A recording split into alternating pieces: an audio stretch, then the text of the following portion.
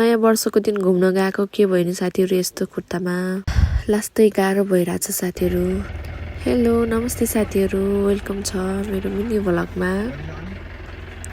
आज चाहिँ हामी रुकुमकोट भन्ने ठाउँको माथि जङ्गलतिर झुम्कामारी भन्ने ठाउँमा चाहिँ घुम्न जान लागिरहेको छौँ साथीहरू। नयाँ वर्षको दिनमा चाहिँ मलाई चाहिँ स्यान्डल लगेर गएको थिएँ, त्यही भएर हिँड्न लास्तै गाह्रो भएको थियो। त्यही भएर मैले चाहिँ स्यान्डल उचालेर चाहिँ हिँडिरहेको थिएँ साथीहरू। हिँड्न चाहिँ उकालो थियो, त्यही भएर लास्तै गाह्रो भइरहेको थियो साथीहरू। त्यही भएर चाहिँ हामी चाहिँ एकछिन विश्राम गऱ्यौँ सबैजना मिलेर। अनि मेरो बुदाले चाहिँ नानी पनि बोकेर मेरो सामानहरू पनि मलाई चाहिँ तित मानेर चाहिँ मेरो सामान पनि सबै उचालिदिनु भयो। मैले चाहिँ स्यान्डल लगाएर तेर्सो बाटो आउँदा चाहिँ हल्का हल्का हिँडिरहेको थिएँ, नत्र भने चाहिँ स्यान्डल उचालेर नै हिँडिरहेको थिएँ। बच्चाको आमा भइसकेर पनि बच्चा जस्तै खेल्न मन लागिरहेको थियो मलाई चाहिँ। उमेर 55 भए पनि व्यवहार चाहिँ बचपनकै हुनुपर्दो रहेछ साथीहरू। रमाइलो गर्ने उमेरमा चाहिँ बच्चा बनाए पनि रमाइलो गर्न चाहिँ छाड्नु हुने रहेनछ साथीहरू। अनि चाहिँ मेरो साथीले चाहिँ स्यान्डल किन लगाएर आएको यस्तो बाटोमा भन्दै थिइन्। मलाई चाहिँ केही गाह्रो भएको छैन भनेर चाहिँ देखाउँदै थिएँ मेरो साथीलाई। त्यसपछि चाहिँ हामी चाहिँ दुईजना कुरा गर्दै गयौँ।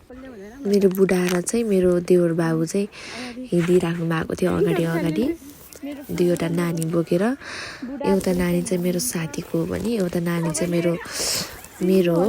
अनि उहाँ चाहिँ मेरो फुपू र बुढा चाहिँ हिँडिराख्नु भएको थियो अगाडि अगाडि। हामीले सबैले चाहिँ हामी चाहिँ लास्टमा परेको थियौँ, सबैले छोडेर गइसकेको थियो अगाडि।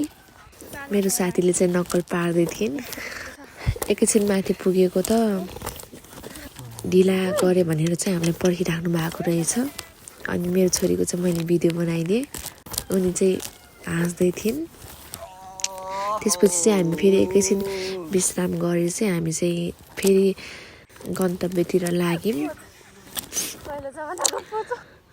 अनि त्यसपछि चाहिँ हामी चाहिँ त्यहाँ पुगेर चाहिँ नास्ता सास्ता खायौँ, भोक पनि लागेको थियो।